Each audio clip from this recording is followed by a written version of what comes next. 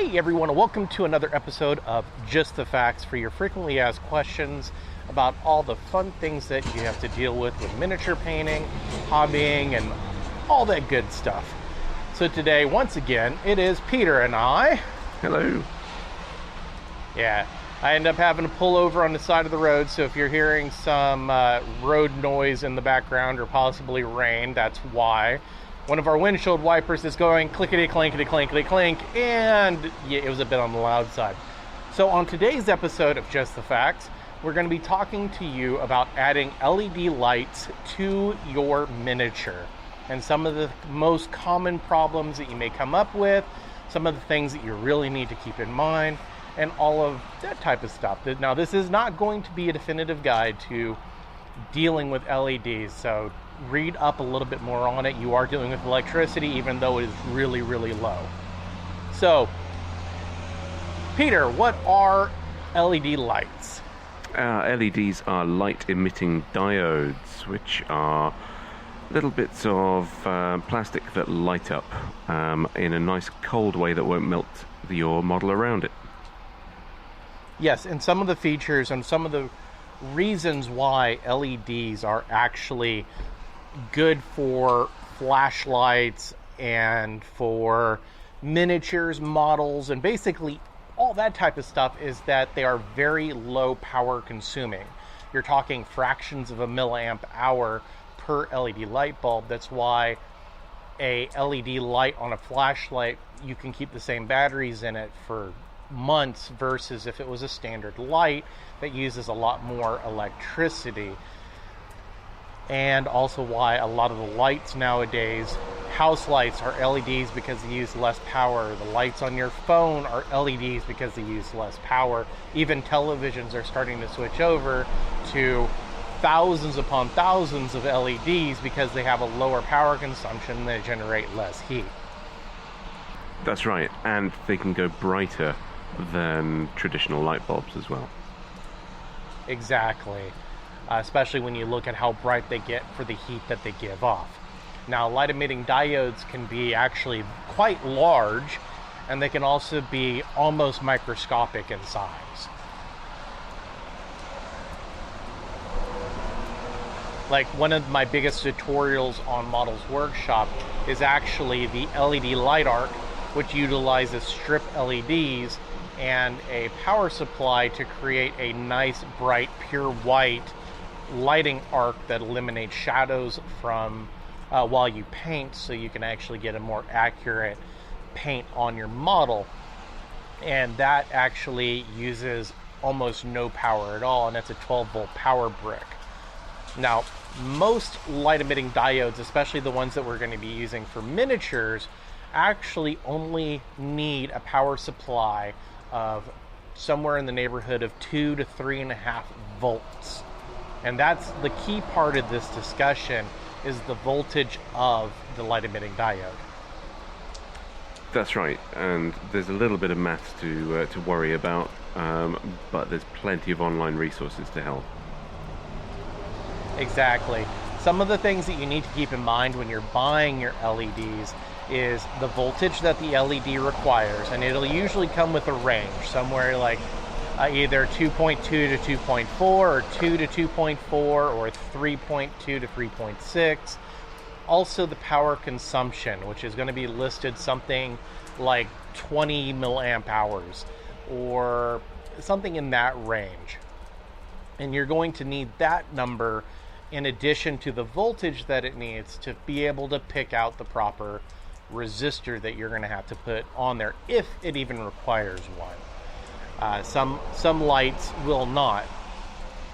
And then the last number you are going to need is... Ohm's law is resistance equals voltage over current. Right. That's the one. Thank you, Peter. You need to know the current of the light bulb as well. And with those three, you can actually see how much resistance you're going to need to add to the light if you even need it. Like, the most common battery that people buy are the little disc batteries that are utilized for watches and numerous other things because they're inexpensive, they're cheap, and they're 3 volts, which means for the most part they're good for a majority of the LEDs. Now, some colors, such as red, require only like 2.2 volts. So what you need to do is before you put them into the miniature, you need to add a resistor. And what the resistor basically does is it slows down the flow of the electrons, lowers the voltage a little bit, and makes it where the LED bulb will not blow up. And it's as simple as just putting the resistor in line with the light. That's right. It's a nice simple circuit. It's power supply, resistor, LED, close the circuit, done. Yes, but there's a couple things you have to keep in mind. LEDs flow one way. So you have to make sure that you are keeping the power going the proper way in a loop. If you have it backwards, not a big deal. It just will not turn on, so you'll need to flip it around. And basically with resistors, what you need to do is you need to put the long wire to the positive side and the short wire to the light itself. So you want to go power supply, switch if you have one, long wire resistor, short wire resistor, light, and then close the circuit the other way. And once again, you have to make sure that you're inserting, or you have the LED going the right way. One of them will be a hot wire, and one will be the neutral wire, the negative. And you need to put the resistor on the positive side of things. And once again, it is a one-way system, so whenever you're messing with it and you're playing with it, if it doesn't turn on, flip stuff around.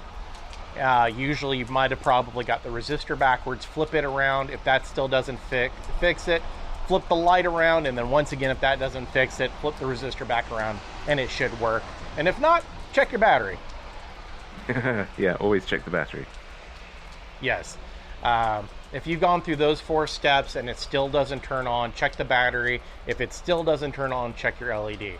Because it's a very simple, basic circuit.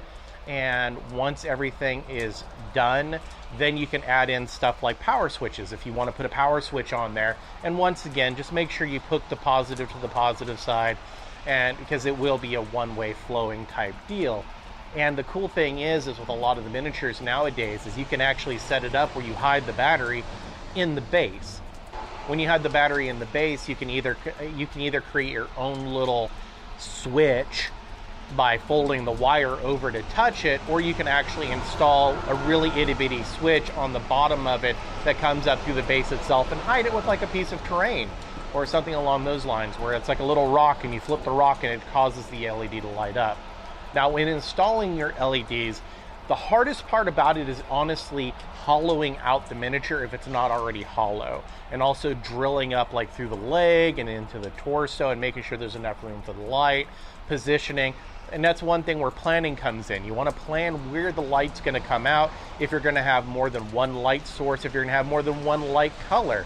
Because if you want to have red lights and blue lights in a single miniature, you're actually going to want to seal the wall between the red light and the blue light area so you don't get a purple light somewhere mixing in. And also make sure you can run enough wires to go through there. And you can run multiple lights off of a single battery and off of a single power switch. You just need to make sure that you have resistors put on lights that need to be resisted. Like if you're running a blue light and a red light, blue lights run off of 3.2 volts, the red lights run off of 2.2 volts. So you're going to need a 40 ohm resistor between the power source and the red one, but you don't need one between the blue one. You can run it straight to the battery. But it's, once again, it's a lot of planning that goes into it, the routes that you want to take. Do you want to route everything up through one leg? Like if you're doing a Space Marine, you want to start drilling your channels out before you put it together. Run the channels up through the leg.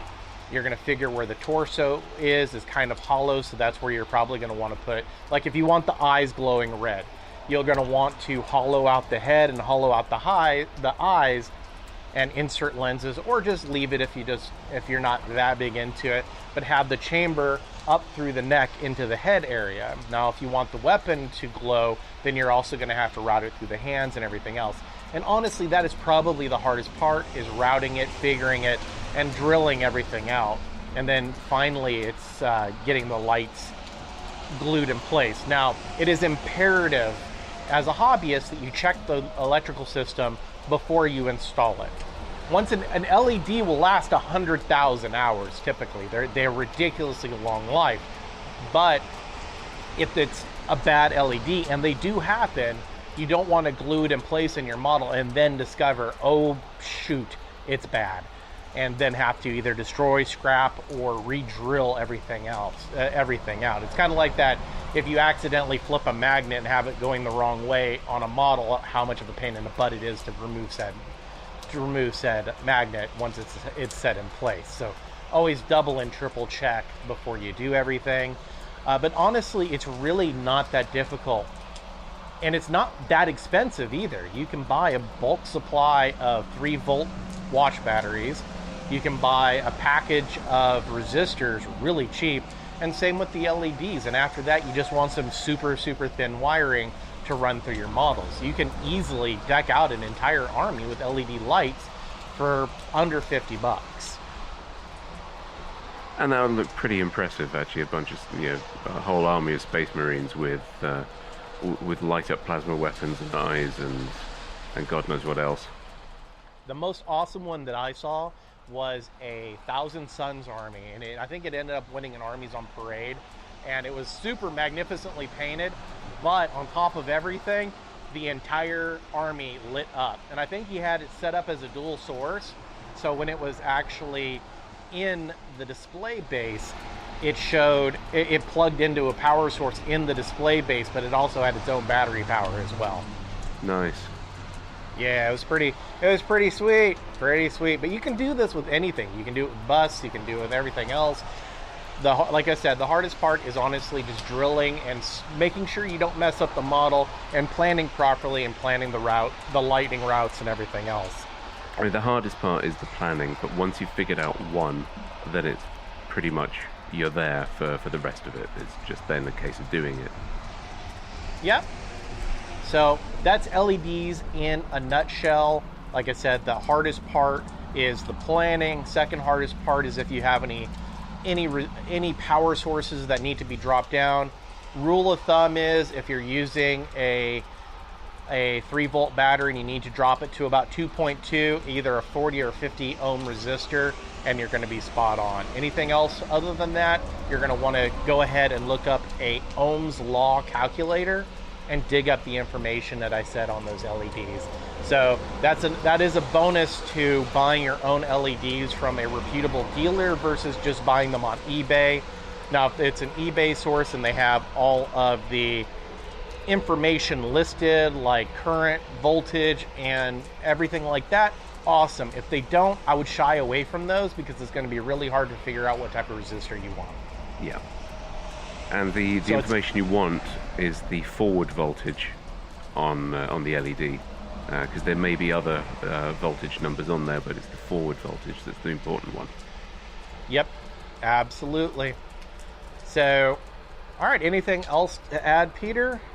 Yeah, once you've mastered sticking batteries in the bases of your miniatures, then you want to figure out how to do induction coil loops so that you can have battery-free, a wireless power system. Yep, just like the NFC systems use. That's right. And also, it's the same system like Nintendo or the Disney Infinities use to light up and all that good stuff. So. And it's how your electric toothbrush charges as well. Spiffy. All right, so thank you for tuning in to another episode of Just the Facts. If you want to help support this show, yep, you knew it, we're still sponsored by Audible. You can find our link, and it's bit.ly/After Hours Audible, where you can get yourself 2 free books instead of 1. I actually just finished the last book of the Bartimaeus trilogy. Yeah, it's kind of young adult, but this is the second time I've read the series. I read it the first time in Iraq, listened to it again. What can I say? My name online is Jin24, and he's a smart-ass Jin. It's like he feels me.